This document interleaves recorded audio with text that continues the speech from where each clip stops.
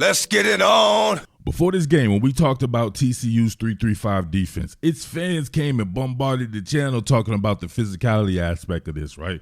I said that Georgia is the wrong team to play a damn 3-3-5 non-line of scrimmage dependent defense against when they have the type of blockers that they have as far as the offensive linemen and then some of the external pieces, right? Like a Granddaddy Washington, a Brock Bowers, a Marcus Rosemeat Jackson. These guys like that add to a host of backs who can get it from scratch, who can make you miss, who have power. It's just a bad defense to deploy against an offensive attack like this. I talked about this cat right here playing to the strength of the defense and his ability to have to stack and shed blocks coming off the line of scrimmage with nobody in front of him. And of course, he had to meet your granddaddy.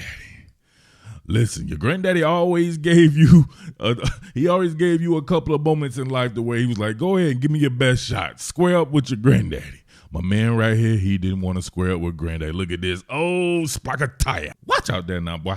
He was done. That was the end of his career. Come on. Just right here. This is what I want to show you.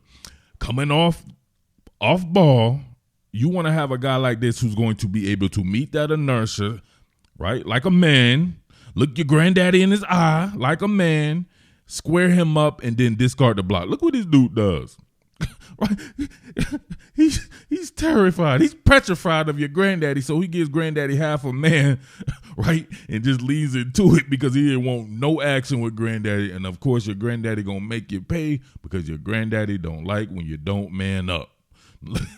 Right there, granddaddy extends and elongates his neck right there. Right? So he grew about 3 inches because his neck got elongated and then splockered. Tire. Granddaddy was messed up and threw him into the tackle toe. Granddaddy's strength is just too much sometimes. He don't know what he's doing. Your granddaddy threw him to the ground, fertilized him. Your man right there was done. That was it right there. But listen, look at this beyond granddaddy. Isaiah Oliver Xavier Truss, whichever one of those is his names right here. You guys be getting on him, right? Talking about he's the weak link. You know your defense is trash, Dookie, if this dude is supposed to be the weak link and he does this. Oh! Prison loving ensued. Come on, how you getting prison loving from Isaiah Oliver Xavier Truss? Look at this. This man I don't know what he's trying to do. He's trying to shoot the gap or whatever like that. Low man usually wins, but not when you're light in the loafers. They got a bunch of 230-pound linemen under 3-3-5 right here getting splatter whacked into a coma. We're going to have to blur this out right here. That is lewd and lascivious behavior. Splaka Taya. Granddaddy. What are we doing? Wait, hold on. We got to get down to the brass tacks. Now look at this particular run scheme. I like this. You get what looks like zone flow across the board.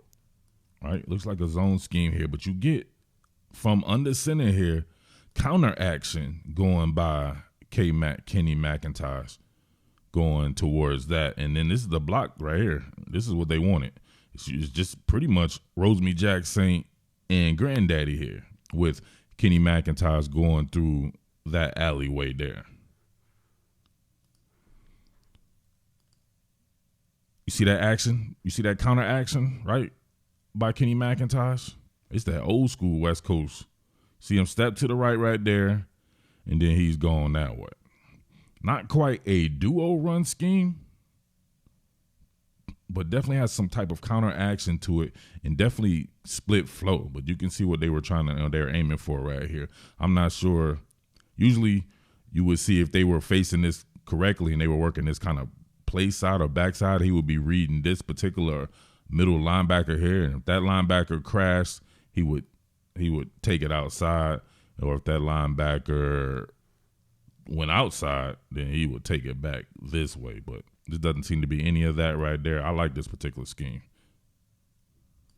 You get that zone split from ace personnel with Granddaddy Washington right here, Darnell Washington.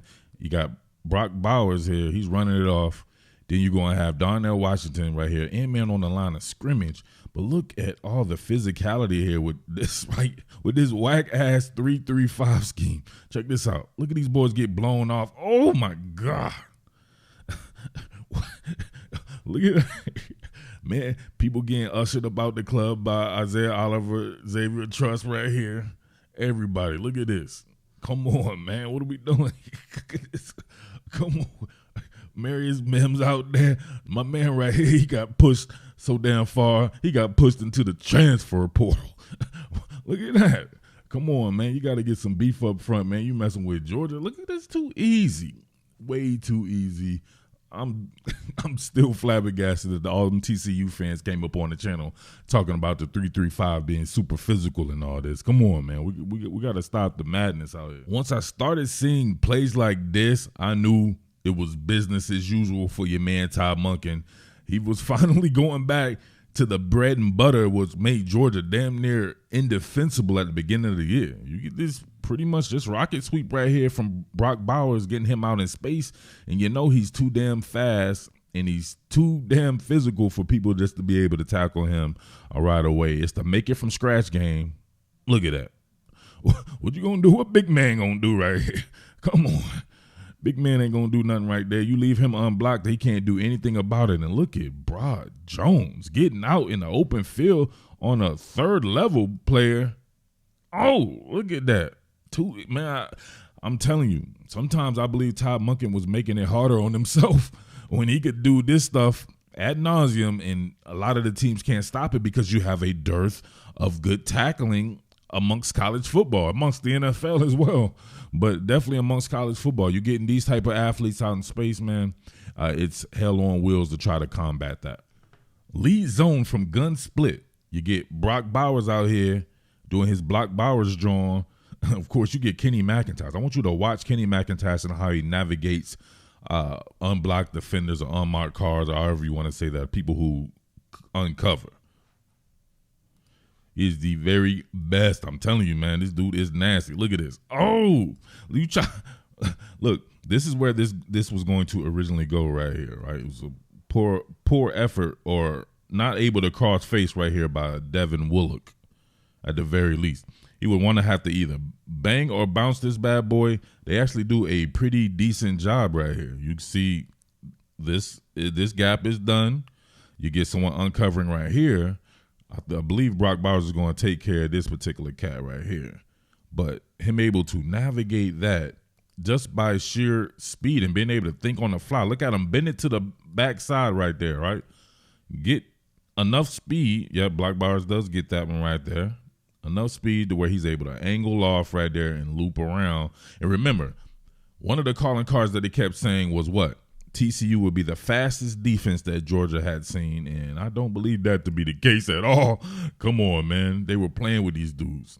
Crazy. Look at both tight ends do work on this one right here. You got Darnell Washington right here with a down block. Then you're going to have a stalk block right here by your man Brock Bowers on number 57, who plays to the strength of the defense, but he ain't making strength of the defense plays. He's not working with that type of physicality. Look what Brock Bowers does to him. And then also you'll have Tate Ratledge here. He's kind of on like a skip pull along with Warren McClendon here. So you can see that start to take shape out there. And all Kenny McIntosh has to do is keep pressing it towards the sidelines. Look at this. Oh, look at that. Right? Look who made the play. You can really say it was the block by Granddaddy right here, right? Get off your granddaddy, right? Your granddaddy ain't got time to play with you. Granddaddy really getting into this one, right? Granddaddy's having a resurgence, the fountain of youth. Oh, damn, Granddaddy blowing this man off is this a line of scrimmage player? He's blowing the end man on the line of scrimmage off the ball. Look at the blocking ability of this guy, man. Same deal right here. I don't want to ever hear nobody say that Brock Bowers, BKA Brock Bowers, can't block. That's what he does. He's the most well-rounded cat I think I've seen, period. Look at this. Can run, can catch, can go up and get it off the top shelf. He can do a lot of shit, man. But look at the blocking. That's nasty right there. Warren McClendon. Down goes Warren McClendon. I don't know what he's doing. Down goes McClendon, but it didn't matter. Kenny McIntosh just moving the chain. Look at them running power. And I want you to see Brock Bowers right here climb up to number 57 again. He owns number 57. He straight owned this man, right? Brock Bowers showing his prowess. If you put on a damn tape for the draft after next season right here, put on this game right here, and you can see what he was doing to number 57. They was getting it in on him. You have Truss as well right here pulling, and it is all good. But look at Bowers. Look at this. Climb up. Look at the impact. You already seen old boy didn't want none of granddaddy right here. Brock Bowers coming with the thunder. Splaka Taya. That was it. My man just had to turn, grin, and bear it right there as McIntosh continues come upfield. But look at that. Look at the wreckage and carnage. And look at this. I want you to see how they use Broad Jones out here, right? They use him to kind of seal off. I'm not sure I saw this much creativity in the run game in some of the last games of the season right there, but granddaddy back in the fray as well with Mims there, and then collapsing that side of the line. I love the blocking on this one right here. Look at both tight ends. That's what I tried to warn people about before. If they get both those tight ends in the game right there, the blocking scheme is already dope. It just is tremendous at that particular point in time, and I don't believe there's another program out there that had that. All right, hold on. This just came through on the wire. I just saw this right here, and it explains a lot as why TCU got beat 65-7.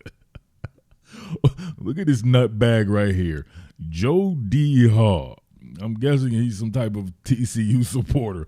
But Joe D. Hall here says, "You're a bunch of sick people who don't have enough class to handle the thrill of victory and humility with gratefulness, and have to resort to throwing insults and godless remarks at a team of 10 and 20-year-olds just starting off in life." 10 and 20-year-olds? There's people 10 years old on TCU. Is number 57 10 years old? I feel bad now. Brock Bowers getting after a 10-year-old. That man ain't even hit puberty yet. He's out there playing in the national championship game. And they wonder why they lost 65-7. Exposed. You know we don't know nothing about no TCU out here on the East Coast. Ain't nobody in Philly worried about TCU. So I don't know that they had 10-year-olds. I'm sorry. I'm pretty sure Georgia people didn't either. 10-year-olds playing in the national championship game. But listen, he said, Georgia won. I get it. But this, hold on, that's the wrong accent. Georgia won, but I get it. But does that win and championship make Georgia people and fans healthier, wiser, more prosperous, and more godly? What? Georgia might win 10 in a row, but the real America of God-fearing, patriotic working, tax-paying, and neighbor-loving folks will hardly notice because it's very, very small potatoes compared to our precious America is facing at the hands of godless, corrupt, and America-hating administration. With the hurling of your garbage insults, you have planted very, very bad seeds, which will result in a very, very bad crop, most likely with interest. God is mocked, and you will reap what you have sown. In a year, 5 years, or 10 years, but you will reap. Why he couldn't just narrow it down? He went from a year to possibly 10 years. Is that when those 10-year-olds would be 20 years old? Come on, man. Sad that some people live and die based on what a football team does or doesn't do. Says a nut job that's on the internet watching football content. Won't you take your monkey ass on somewhere and go make America beautiful or whatever you talking about? Why are you clicking on college football content saying all this goofy stuff when you could be out doing something different? How are you making any? You're adding to the content views. Is it going to stop? If you don't want something to keep going, don't click on it. That's what you should do. Damn nutbag, wackadoo, weirdo cats out there in TCU land. Come on, man. This right here when I knew, well, actually before this, I knew it was done. But this right here when I was just like, this is just not even fun to watch. This is just bad defensive football. Right, look at this. They ID the covers, right? Georgia IDs the covers. They're going to be in man coverage. Obviously, we know they're about to run this QB sweep. You're going to have Bowers here settle in, and then he cracks the end man on the line of scrimmage. You get Brad Jones out here leading, and then of course Kendall Milton going with him as well on the lead. So you get that lead sweep action, and come on, man, not one TCU player was able to read a key, not one. Watch this. Bauer settles in, and look, they go with the cheese. Everybody goes that way with the cheese, right, with their eyes, and everybody's paused, right? They allow themselves to get walled off to the fact that literally nobody is in the frame when they come. Watch this. Check this out. We'll go back right here, and you can just hear what they're saying right here. Oh, we got him, coach. We got him, coach. Uh-oh. I don't think we have him, coach. Look at everybody sealed off right here. Come on, man. Not one player wanted to step play side or anything. Nobody in the frame. Embarrassing. And he running a 3.35 like it's high school. Stop it, man. More of the good stuff right here to make it from scratch game. Looks like it's going to be a tosser out here to Dejon Edwards.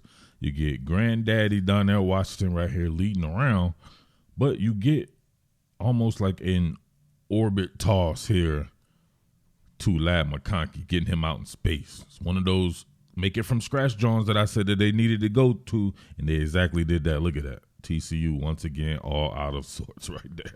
Look at them. They all in a row. Everyone's all perfectly synchronized swimming out here from TCU, all in a row just for Lad McConkey to do his thing out in the open field. And you see people getting after it right there in the blocking game. Uh-oh, Granddaddy, your Granddaddy loose, boy. Watch out there now. Come on. Granddaddy picking on little kids. Your Granddaddy said, watch out there now, boy. What you doing out here in the open field? Come on, man. All right, we're gonna call it right there. I want to come back and get on the passing game. It's a long-ass offseason, so we got to milk this content right here. I just wanted to show that trench work. All the TCU people was talking about them matching up in the trenches, and the 3-3-5 is more physical than I think and all this and that. No, sorry. Yes, in the Big 12 where a lot of the teams are super finesse, I can definitely see that being a defense to go to.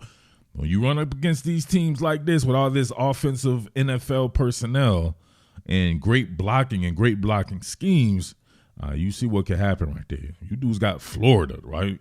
The Florida Gator, right? When I was a little kid in Nebraska, beat up on the Florida Gators in the national championship, and it was just line of scrimmage dominant with one of the greatest teams. I'm sorry, that's still the greatest team of all time, in my opinion. It was so line of scrimmage sound and so defensive dominant. The Nebraska team in 95 or 96, I forget what year that was. But, man, you talk about with Lawrence Phillips and Mon Green and all these boys like that, and, of course, the great Tommy Frazier and all those guys they had on the offensive line. This looked like that, but except with crazy-ass passing schemes as well that we'll get to. They were Nebraska on the ground when they wanted to, and then they were whomever you want to say it, 2019 LSU or whomever in the air when they wanted to as well. This was just a masterclass clinic. Embarrassing. All right. With that being said, it's your boy Mid-Atlantic Murf. Let me know what you think about that comment, that patriotic nutbag dude, Mr. Nutbag. All right. Salute. Strike the band. What more can I say? Top Billin.